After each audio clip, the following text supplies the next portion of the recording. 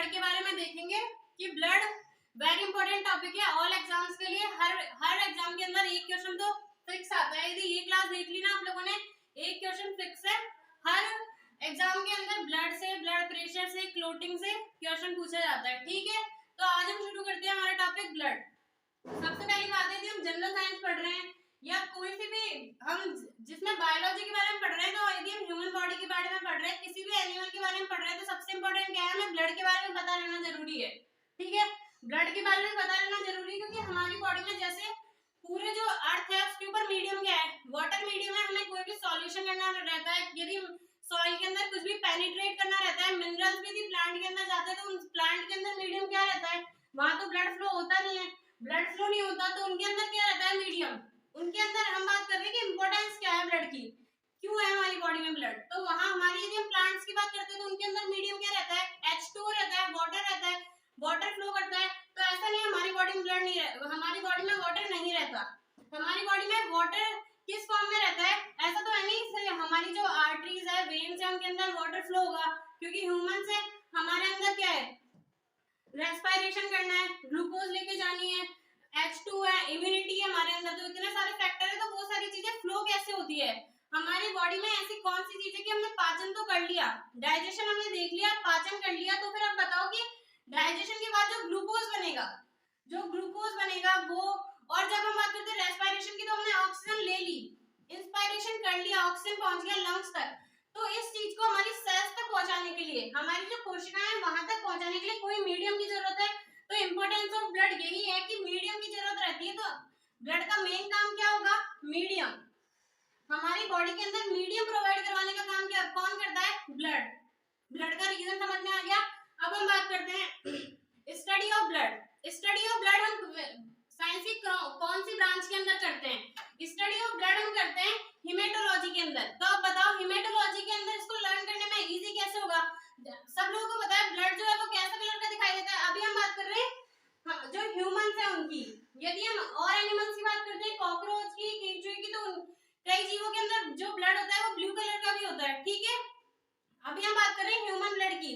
तो human blood जो होता है वो, या ह्यूमन ब्लड बोलो या फिर क्या बोलो, मैमल्स। हम अभी बात कर रहे हैं स्तनधारियों की। ठीक है, तो उनका ब्लड जो होता है वो कैसे कलर का होता है, रेड कलर का होता है। रेड कलर का किसकी वजह से होता है, ये सब लोगों को पता होगा, हीम की वजह से। जो हीम जो होता है वो क्या होता है, हीमोग्लोबिन। ठीक है, तो इसी से, इस हीम वर्ड से ही आया हमारी जो ब्रांच हुई साइंस की, वो ब्रांच जिसके अंदर हम ब्लड की स्टडी करते हैं उसको क्या बोलते हैं, हीमेटोलॉजी। क्लियर है। देन हम बात करते हैं blood donation day. Blood donation day कब बनाया जाता है, ब्लड डोनेशन डे कब बनाया जाता है बताइए। ब्लड डोनेशन डे बनाया जाता है 1 अक्टूबर को। इंपॉर्टेंट है जनरल साइंस के। यदि हम बात करते हैं तो ब्लड डोनेशन डे बनाया जाता है 1 अक्टूबर को, एंड स्टडी होती है हिमेटोलॉजी। देन हम बात करते हैं ब्लड का पीएच।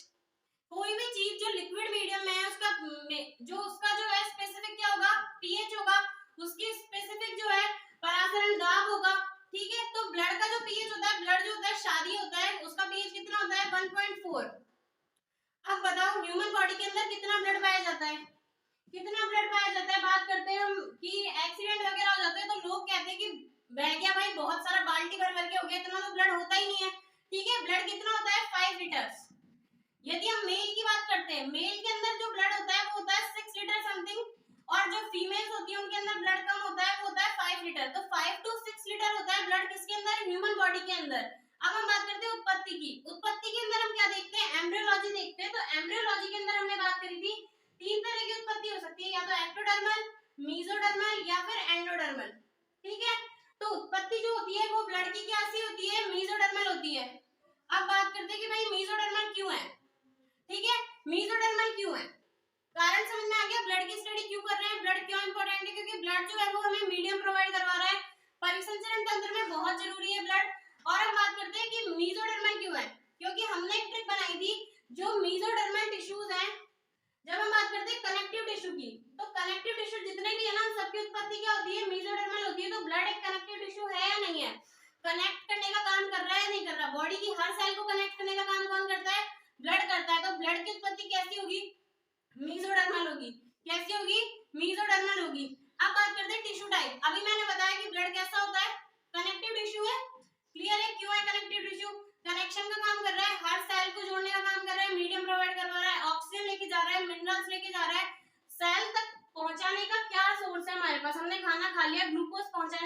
सोर्स है, पानी से तो फ्लो होगा नहीं, वेन्स है, आर्टरीज है, तो उनके अंदर क्या फ्लो होता है, ब्लड फ्लो रहता है। तो वो कौन सा टिश्यू है, कनेक्टिव टिश्यू है। अब कनेक्टिव टिश्यू की एक ध्यान रखना कि ये क्वेश्चन आ सकता है कि जो ब्लड है वो फॉल्स कनेक्टिव टिश्यू है या ट्रू कनेक्टिव टिश्यू है। अब बात करते हैं कि क्यों ब्लड जो है वो फॉल्स कनेक्टिव टिश्यू है।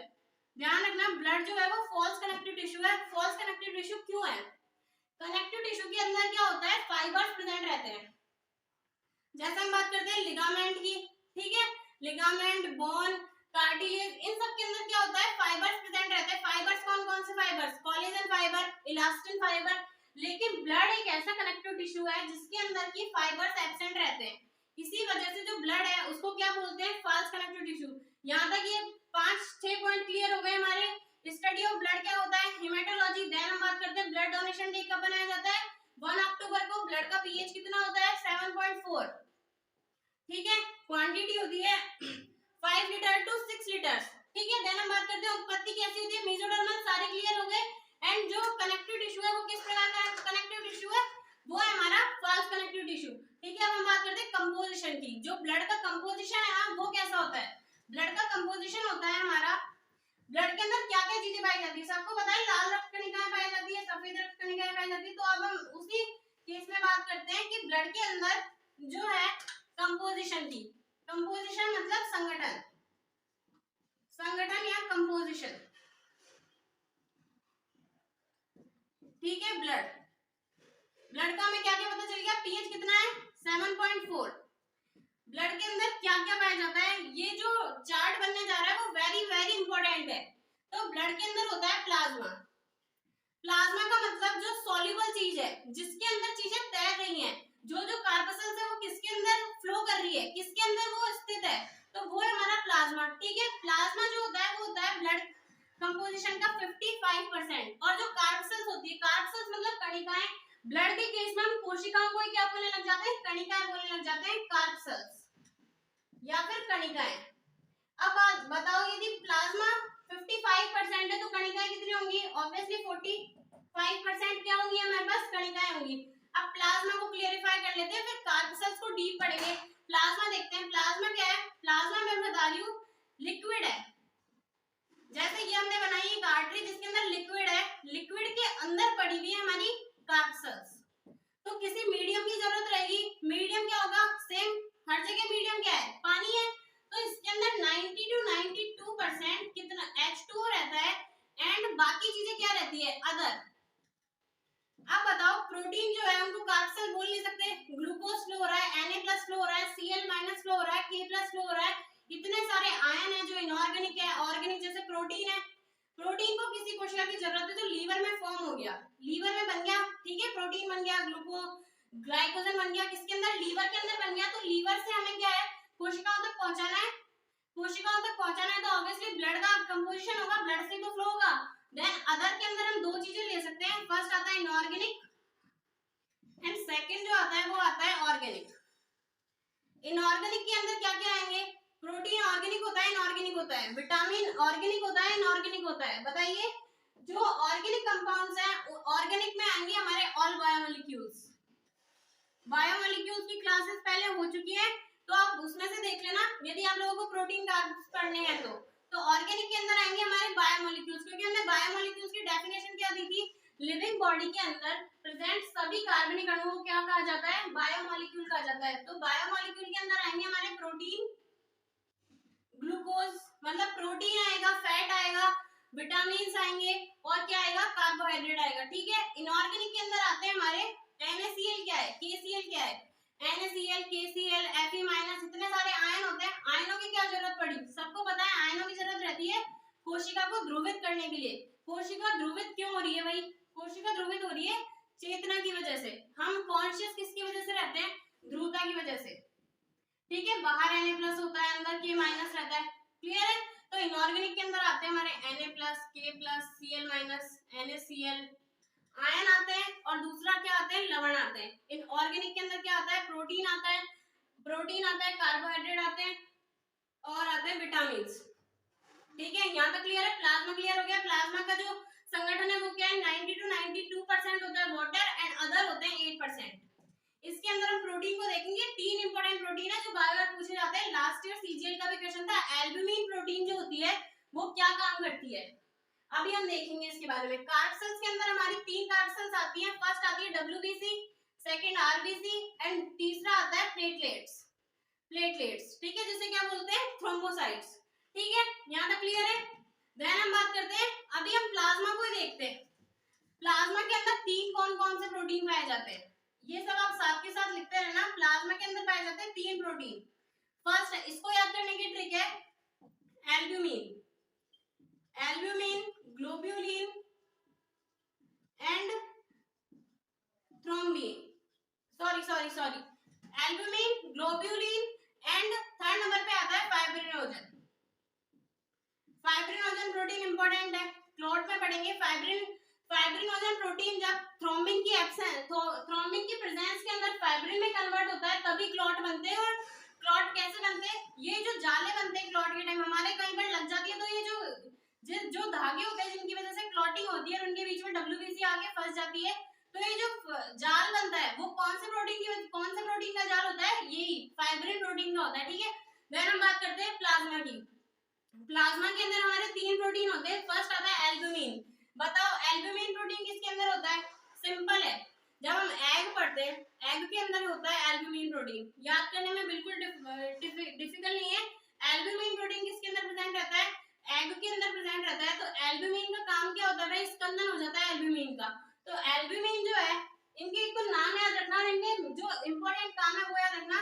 तो सीजीएल में यही क्वेश्चन पूछा था कि जो ब्लड के अंदर एल्ब्यूमिन प्रोटीन होता है उसका क्या काम होता है, तो उसका काम होता है परासरण नियमन का। क्या काम रहता है, परासरण नियमन का।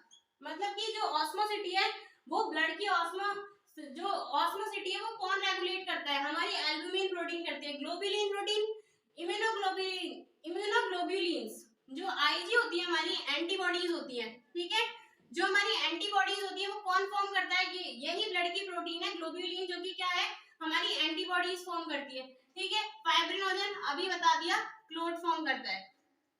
तो हमने देखा प्लाज्मा जो होता है वो 55% होता है। प्लाज्मा के अंदर मोस्ट क्या रहता है, H2% रहता है, क्योंकि मीडियम प्रोवाइड करवाना है। देन हम बात करते हैं अदर की। अदर के अंदर क्या क्या होगा, आयंस होंगे। एंड थर्ड जो ऑर्गेनिक है, ऑर्गेनिक के अंदर हम प्रोटीन स्पेसिफिकली पढ़ रहे हैं। जो प्लाज्मा के अंदर 3 इंपॉर्टेंट प्रोटीन होते हैं जो एनसीईआरटी में भी बताया गया है, वो होता है albumin, globulin and fibrinogen. Albumin जो होता है वो परासरण नियमन करवाता है, एंड ग्लोबुलिन जो होता है वो एंटीबॉडीज फॉर्म करता है, एंड फाइब्रिनोजन क्या करता है, क्लॉट बनाता है। यहाँ तक प्लाज्मा क्लियर हो गया। देन हम बात करते हैं कार्ड सेल्स की। ठीक है, कणिकाएं होती है, कार्ड सेल्स मतलब कणिकाएं। कणिकाओं का मतलब है जो प्लाज्मा है उसके अंदर एक अलग तरीके से, मतलब सेल के फॉर्म में जो चीजें हैं उनको, मतलब यदि हम बात करते हैं ब्लड की, तो ब्लड के अंदर है ना सेल्स को ही क्या बोल देते हैं वो लोग, कार्ड सेल्स बोल देते हैं। तो इतना कुछ नहीं है, जैसे आप लोग रेड ब्लड सेल भी बोल सकते हो, लेकिन यदि हम ब्लड की बात कर रहे हैं ना तो हम कार्ड सेल्स जो है उसको मोस्ट रखते हैं। तो अब हम क्या देख रहे हैं, कार्ड सेल्स मतलब कि कणिकाएं, कि ब्लड के अंदर भाई कौन कौन सी कणिकाएं पाई जाती है, इंपॉर्टेंट है, ध्यान रखना। RBC, second WBC and third हमारी प्लेटलेट्स। आप बताओ आरबीसी की फुल फॉर्म क्या होती है, red blood cell, and WBC की व्हाइट, एंड प्लेटलेट्स जो होती है वो हमारी थक्का जमाने के काम आती है। तो इसमें जो इंपॉर्टेंट है वो देखते हैं। सबसे पहले आरबीसी को ध्यान रखना, इरिथ्रोसाइट बोलते हैं। क्या बोलते हैं, इरिथ्रोसाइट। अब बात करते हैं भाई इरिथ्रोसाइट क्यों बोलते हैं, क्योंकि जब हम वर्णकों की बात करते हैं ना, जहां पर भी इरिथ्रो वर्ड आ जाता है ना, तो आपके दिमाग में क्या क्लिक होना चाहिए, इरिथ्रो का मतलब होता है, इरिथ्रो ये जो वर्ड है ना इसका मतलब होता है रेड। इरिथ्रोसाइनिन एक वर्णक होता है जो क्या होता है, रेड कलर का होता है। इसी वजह से जो आरबीसी उसको क्या बोलते हैं, इरिथ्रोसाइट बोलते हैं, जो कैसे कलर की होती है, रेड कलर की होती है। ठीक है, इरिथ्रोसाइट। दूसरा नाम समझ में आ गया कि हमने आरबीसी को इरिथ्रोसाइट क्यों बोला। आरबीसी कितनी प्रेजेंट रहती है, ब्लड का जो कलर है वो किसकी वजह से होता है, हीमोग्लोबिन की वजह से होता है। हीमोग्लोबिन किसमें प्रेजेंट रहता है, आरबीसी में प्रेजेंट रहता है। तो ब्लड का कलर ही दे रही है भाई ये वाली कोशिकाएं। तो ध्यान रखना, जो ब्लड का कंपोनेंट होता है ना 90% जो कार्पेसल्स है, हमारे पूरे ब्लड के अंदर जो 90% कार्पेसल्स है ना वो रेड कलर की होती है। इसी वजह से ब्लड का कलर कैसा होता है, रेड कलर का होता है। अब कितना बचा 1%, तो 1% के अंदर WBC आ जाती है और 1% के अंदर ही प्लेटलेट्स आ जाती है। अब हम बात कर रहे हैं RBC की, 99% है, फिर इरिथ्रोसाइट बोल दिया 99% है। तो अब आप सब लोगों ने ब्लड पढ़ तो लिया, ब्लड चल रहा है भाई, इतने दिनों से ब्लड पढ़ते जा रहे हैं, बचपन से ब्लड पढ़ रहे हैं, किसी ने सोचा कि ये ब्लड बनता कहाँ है, कहाँ बनता है? तो ध्यान रखना, प्लाज्मा जो है, प्लाज्मा के अंदर क्या था? प्रोटीन था। प्रोटीन फॉर्म कहाँ पर होता है हमारी बॉडी के अंदर? कहाँ प्रोटीन फॉर्म होता है? कौन सी कोशिकाएं मोस्टली प्रोटीन फॉर्म करती है? तो ध्यान रखना, प्लाज्मा तो जो है वो बनता है लीवर के अंदर, और ये जो कार्ब सेल्स हैं, तीनों कार्ब सेल्स बनती है बोन मैरो के अंदर। वेरी वेरी इंपॉर्टेंट है, सब लोगों को पता रहना चाहिए भाई। कोई भी पूछ सकता है कि आरबीसी डब्ल्यूबीसी प्लेटलेट्स बनती कहाँ है, चलो ये बता दो। इसमें भी ऑप्शंस हैं कि जब हम बात करते हैं, हम एम्ब्रियो की बात करते हैं कि भ्रूण की बात कर रहे हैं, तो भ्रूण के अंदर तो क्या है, यॉर्क सैक में बन सकता है, स्प्लीन में बन सकता है और लीवर में बन सकता है, ठीक है। जब हम बात करते हैं ना एम्ब्रियोलॉजी फेज की, जब हमारा जो भ्रूण है, भ्रूण के अंदर भी ब्लड तो होता है, तो उस टाइम पर जो ब्लड फॉर्म होता है वो होता है लीवर के अंदर, स्प्लीन के अंदर, यॉर्क सैक के अंदर। लेकिन जब आफ्टर बर्थ जो कार्ब सेल्स बनती है वो किसके अंदर बनती है? बोन मैरो के अंदर, बोन मैरो। इसे क्या बोल देते हैं? Red bone marrow. जो हमारी हड्डियां होती है उनके अंदर क्या पाई जाती है? बोन मैरो पाई जाती है। सबको पता है हड्डियां होती है हमारी, तो उनके अंदर क्या पाई जाती है? बोन मैरो पाई जाती है। इसी बोन मैरो के अंदर सेल्स पाई जाती है, हीमोपोइटिक सेल। कौन सी? उन सेल को क्या बोलते हैं? रेड बोन मैरो के अंदर जो सेल पाई जाती है उन्हें बोलते हैं हीमोपोइटिक। अब देखो नाम से क्लियर हो जाती है, बहुत सारी चीजें नाम से क्लियर हो जाती है। हीम मतलब क्या है? हीम मतलब होता है ब्लड, ठीक है। हीम की बात करते हैं, हीम का मतलब Fe भी होता है, हीम का मतलब ब्लड भी होता है। कि हमारे दिमाग में बात आ रही है हीमोपोइटिक सेल। पोइटिक का मतलब, पोइटिक या पोइसिस, जहां पर भी वर्ड आ जाते हैं ना, पोइटिक या पोइसिस, उनका मतलब होता है निर्माण होना। किसी भी चीज का निर्माण होता है तो हम बायोलॉजी के अंदर टर्म कौन सी यूज करते हैं? पोइसिस या फिर पोइटिक, ठीक है। तो रेड बोन मैरो के अंदर कौन सी कोशिकाएं होती है जो कि WBC and RBC and WBC बनाती है? वो कौन सी सेल्स है? Haemopoietic cell. इसके अंदर एक्सेप्शन ये रहता है कि वो मोस्टली क्या पूछेगा, इन दोनों का आप लोगों को पता होगा कि हीमोपोइटिक सेल होता है, लेकिन प्लेटलेट्स जो होती हैं वो डिफरेंट प्रकार की कोशिकाएं से बनी रहती है, उन्हें बोलते हैं मेगा कैरियोसाइट सेल। क्या बोलते हैं? मेगा कैरियोसाइट सेल, ठीक है। अब हमने बात कर लिया रेड ब्लड सेल को हमने क्या बोला? इरिथ्रोसाइट बोला। व्हाइट ब्लड को क्या बोलेंगे? ल्यूकोसाइट। ल्यूकोसाइट याद करने का क्या तरीका है भाई? हमने है ना कैंसर में या फिर डेली रूटीन में हम सुन लेते हैं कि यार ल्यूकेमिया हो गया। ल्यूकेमिया कब होता है? ल्यूकेमिया कैंसर होता है जो तब होता है जब WBC की जो संख्या है ना, WBC की संख्या बढ़ने से क्या होता है, ये एक बहुत ही मतलब खतरनाक प्रकार का कैंसर है जिसे बोलते हैं ल्यूकेमिया। ल्यूकेमिया के अंदर क्या होता है? WBC सेल्स बढ़ जाती हैं। WBC हमारी कितनी होती है? 3000 से 8000 होती है, ठीक है। तो उनकी संख्या क्या है ना, 2.5 लाख से भी ऊपर पहुंच जाती है। 2.5 लाख से ऊपर पहुंच जाती है हमारी बॉडी के अंदर। WBC का एक्सेस हो गया, मतलब WBC हो गई। तो WBC का क्या काम है? भक्षण का काम होता है WBC का। WBC जो है फैगोसाइट करती है, इम्यूनिटी करती है, कि कोई भी एंटीबॉडी एंटीजन हमारी बॉडी में चला गया तो क्या करता है? WBC आकर उसको घेर लेती है और खा जाती है। फैगोसाइटिस यानी भक्षण कर दिया उसका, ठीक है। तो भाई इतनी सारी कोशिकाएं हो गई, पर MM³ में 2.5 लाख हो गई। तो ये क्या करती है? ल्यूकेमिया के अंदर होता है हमारा, ये जो हमारी खुद की WBC है ना, हमारी सेल्स को ही खत्म करने लग जाती है। तो फिर क्या हो जाता है? ल्यूकेमिया हो जाता है। तो उस ल्यूकेमिया से हमने याद करेंगे ल्यूकोसाइट। व्हाइट ब्लड सेल्स को क्या बोलते हैं? ल्यूकोसाइट बोलते हैं। सेम ये भी हीमोपोइटिक सेल से बनती है, ध्यान रखना। रेड ब्लड सेल्स का क्या काम है? काम बताओ चलो। ऑक्सीजन ट्रांसपोर्ट करने का काम है, oxygen transport, CO2 transport. Mostly oxygen transport करती है क्योंकि CO2 तो किस फॉर्म में हमारी बॉडी में फ्लो होता है? बाइकार्बोनेट H2CO3 के फॉर्म में होता है। तो ऑक्सीजन ट्रांसपोर्ट कौन करता है? आरबीसी करती है। WBC क्या करती है? ल्यूकोसाइट क्या करती है भाई? फैगोसाइटोसिस। फैगोसाइटोसिस समझा दिया। फैगोसाइटोसिस होता है भक्षण, हिंदी में बोलते हैं इसको भक्षण। हमारी बॉडी के अंदर कोई भी एंटीजन आया, एंटीजन का मतलब क्या है? कोई भी बाह्य अणु जो होता है ना, जो हमारी बॉडी के अंदर चला जाता है और हमारी बॉडी उसे आइडेंटिफाई नहीं करती, तो उसे क्या बोलते हैं? एंटीजन। उस एंटीजन के खिलाफ जो भी कोशिकाएं सबसे पहले आती है ना, वो हमारी WBC सेल्स होती है। WBC क्या करती है? हमारी ब्लड सेल्स को पता चला कि एंटीजन आ गया, WBC इसके चारों तरफ चली गई, लाइसिस कर देती है एंटीजन का, एंटीजन खत्म हो जाता है। यही तो इम्यूनिटी होती है। तो जो व्हाइट ब्लड सेल्स है उनका क्या काम है, फैगोसाइटोसिस का। प्लेटलेट्स का क्या काम है, प्लेटलेट्स जो होती हैं वो Ca+2 रिलीज कर फाइब्रिन फाइब्रिन जो हमने फाइबर बनाए थे, ये जो फाइबर बनाए थे तो उससे क्या करती है, क्लोटिंग में हेल्प करती है। और इनको क्या बोलते हैं, थ्रोम्बोसाइट, थ्रोम्बोसाइट, ठीक है, थ्रोम्बोसिस, थ्रोम्बोपोएसिस बोलते हैं। यदि ध्यान रखना कोई भी निर्माण की बात आती है तो इसको क्या बोलेंगे, एरिथ्रोपोएसिस बोलेंगे। आरबीसी निर्माण की विधि को क्या बोलते हैं, एरिथ्रोपोएसिस बोलते हैं, इसको ल्यूकोपोएसिस बोलते हैं, इसको क्या बोलते हैं, थ्रोम्बोपोएसिस बोलते हैं। इसका क्या काम है भाई, ऑक्सीजन फ्लो, ऑक्सीजन ट्रांसपोर्ट करवाती है, इसका काम है फैगोसाइटोसिस करवाती है। और जो प्लेटलेट्स होती है वो क्या करती है, क्लॉटिंग करती है, ठीक है। क्लॉटिंग के लिए विटामिन के सबसे ज्यादा इंपॉर्टेंट होता है। जनरल नॉलेज का क्वेश्चन, विटामिन के की एब्सेंस में जो है क्लॉटिंग नहीं होती। और क्लॉटिंग के लिए दूसरा जो इनऑर्गेनिक फैक्टर जो जरूरी है वो कौन सा है, बताओ, कैल्शियम+2, ध्यान रखना, ठीक है। यहाँ तक क्लियर है। देन हम बात करते हैं इनके जीवन काल की, कि आरबीसी जो है उनका जीवन काल कितना होता है, इनकी संख्या कितनी होती है, प्लेटलेट्स की संख्या कितनी होती है, क्लियर। देन लाइफ टाइम की, ब्लड जो है डोनेशन की इसीलिए बोला जाता है क्योंकि हमारा ब्लड जो है ना वो 72 आवर्स में चेंज होता रहता है। ऐसा नहीं है भाई ये जो ब्लड है वो हम किसी को दे देंगे तो बनेगा नहीं या वीकनेस आ जाएगी, वो क्या है हमेशा बनता रहता है, ये कोशिकाएं हमेशा फॉर्म होती रहती हैं।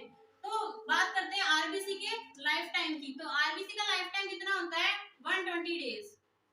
इंपॉर्टेंट है, पूछा जाने वाला सवाल है कि आरबीसी का जीवन काल कितने दिनों का होता है, रीड के लिए, एलडीसी के लिए, ये तो इंपॉर्टेंट है। ब्लड जो है ना वो टॉपिक इंपॉर्टेंट है क्योंकि बार बार क्वेश्चन होते हैं इससे। तो आरबीसी का जीवन काल कितना होता है, 120 दिन होता है। डब्ल्यूबीसी का कितना होता है, 1 वीक। 1 वीक के अंदर ये खत्म हो जाती है और दोबारा क्या है, बोन मैरो बनाती है, वापस उसको न्यू करती रहती है। प्लेटलेट्स का जो होता है वो होता है 2 से 3 दिन, कितना होता है, 2 से 3 दिन। अब हम बात करते हैं संख्या की। मैंने आपको बताया था कि ब्लड का 99% ही क्या होता है भाई, आरबीसी होता है, कलर ही रेड है। तो जो ब्लड आरबीसी की संख्या होती है वो होती है 1.5 से 5.5 मिलियन, कितनी होती है, मिलियन पर mm³ है भाई। ये भी नहीं है कि पूरे ब्लड के अंदर, पूरे ब्लड के अंदर नहीं, मतलब एक पर्टिकुलर mm³ का हमने घन लिया, उस घन के अंदर बात कर रहे हैं कि कितनी संख्या होती है, तो कितनी होती है, 5 to 5.5 मिलियन, ठीक है। अब हम बात करते हैं आरबी डब्ल्यूबीसी की, तो डब्ल्यूबीसी होती है 3000 से 8000, क्या होती है, 3000 से 8000। देन हम बात करते हैं प्लेटलेट्स, प्लेटलेट्स होती है 1.5 लाख से 3 लाख पर mm³, पर mm³, क्लियर है, ये सारे टॉपिक क्लियर हो गए। अब बताओ, अब हम बात करते हैं रोगों की, कि कौन कौन से डब्ल्यूबीसी के एक्सेस से क्या हो जाता है और आरबीसी के एक्सेस से क्या हो जाता है, प्लेटलेट्स की कमी से क्या हो जाता है। तो आरबीसी जब बढ़ती है बॉडी के अंदर, आरबीसी की तो कमी होती है, बढ़ने से तो बढ़ने से भी होता है, सॉरी। जब हम बात करते हैं एल्टीट्यूड सिकनेस की, जब हम ऊंचाई वाली जगह पर जाते हैं तो वहां पर वायुदाब कम होता है, ज्यादा होता है, वायुदाब कम होता है, वायुदाब कम होता है तो हम ऑक्सीजन को कम एक्सेस कर पाते हैं, कम एक्सेस कर पाते हैं, इसीलिए तो एल्टीट्यूड सिकनेस हो जाता है। एल्टीट्यूड सिकनेस के अंदर क्या होता है, रेस्पिरेशन रेट बढ़ जाती है। जब आप लोग किसी ऊंचाई वाली जगह पर घूमने गए होंगे ना, तब आप लोगों को पता चला होगा कि वहां पर आप लोग जल्दी जल्दी सांस लेने लग जाते हो, क्योंकि क्या है, वहां पर जो एयर का प्रेशर है वो कम है, एयर का प्रेशर कम है, ऊपर की साइड एयर प्रेशर कम होता है, और जब हम नीचे जाते जाते हैं ना गहराई पर, वैसे एयर प्रेशर बढ़ता जाता है, ठीक है। तो ऊपर एयर प्रेशर कम है, इस वजह से वो मेंटेन करने के लिए वहां के लोगों में तो क्या है, परमानेंट आरबीसी ज्यादा होती है। जब हम ऊपर वाली साइड के लोगों की बात करते हैं ना, जो कि हमारे नॉर्थ पोल साइड लोग रहते हैं ना, उनकी जो डब्ल्यूबीसी आरबीसी की संख्या होती है ना वो ज्यादा होती है, उनके पास ऑक्सीजन कम है, तो कैसे तो बॉडी को मेंटेन रखेंगे, तो उनके अंदर आरबीसी ज्यादा होती है। और हमारे अंदर क्या होता है, आरबीसी ठीक रहती है, लेकिन हम लोग जब घूमने जाते हैं ना तो हमारे अंदर एल्टीट्यूड सिकनेस आ जाता है, उस टाइम पर आरबीसी की संख्या बढ़ जाती है, जिससे घबराहट होती है, तो वो एक रोग है, वो कमी से होता है एल्टीट्यूड सिकनेस, ध्यान रखना। आरबीसी की कमी से क्या होता है भाई, सॉरी, आरबीसी की अधिकता से होता है, कमी से क्या होता है, आरबीसी की कमी से खून की कमी बोलते हैं, जैसे एनीमिया, क्या होता है, एनीमिया। और डब्ल्यूबीसी की अभी मैंने बताया था, एक्सेस से क्या हो जाता है, ल्यूकेमिया। ल्यूकेमिया क्या है, कैंसर है जिसके अंदर डब्ल्यूबीसी की संख्या क्या होता है, बढ़ जाता है। प्लेटलेट्स सबको पता होगा, फेमस, हमने वायरल डिजीज में ही बात करी थी, किसकी, डेंगू की। डेंगू किससे होता है, अर्बोवायरस, याद होगा आप लोगों को, अर्बोवायरस से होता है डेंगू। डेंगू के अंदर क्या होता है भाई, प्लेटलेट्स डाउन हो जाती है, प्लेटलेट्स कम हो जाती हैं। यहाँ तक ये तीनों जो हमारे आरबीसी डब्ल्यूबीसी प्लेटलेट्स क्लियर हो गए, ठीक है। डब्ल्यूबीसी के अंदर इंपॉर्टेंट, ये तो क्या है, एक ही प्रकार की कोशिकाएं होती है कि आरबीसी जो है ना, शेप की बात करना भूल गए हम। शेप कैसी होती है इनकी, जो डब्ल्यूबीसी होती है उनकी शेप होती है अमीबॉइड, ध्यान रखना। अमीबा के आकार की क्या होती है, डब्ल्यूबीसी। जो आरबीसी होती है वो होती है हमारी बाई कॉनकेव। बाई कॉनकेव मतलब उभयआवर्तन प्रकार की होती है आरबीसी। डब्ल्यूबीसी जो होती है वो अमीबॉइड होती है। प्लेटलेट्स भी कैसी होती है प्लेटलेट्स जो होती है वो भी हमारी कैसी होती है, अमीबॉइड, ठीक है। जो आरबीसी की जो शेप है चेंज होने से कौन सा रोग होता है, आप लोग कमेंट में आंसर देना। Thanks for watching. Blood complete हो गया, थैंक यू।